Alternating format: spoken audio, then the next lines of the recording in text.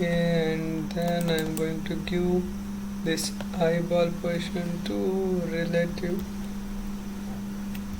position should be relative.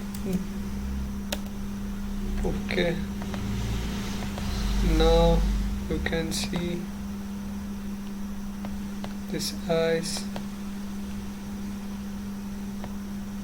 If I add meta tag to this to device width, then we'll automatically adjust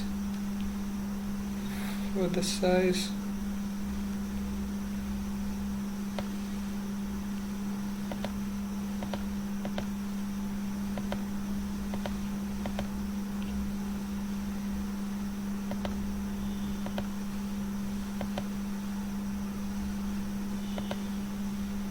Now you can see the eyes here.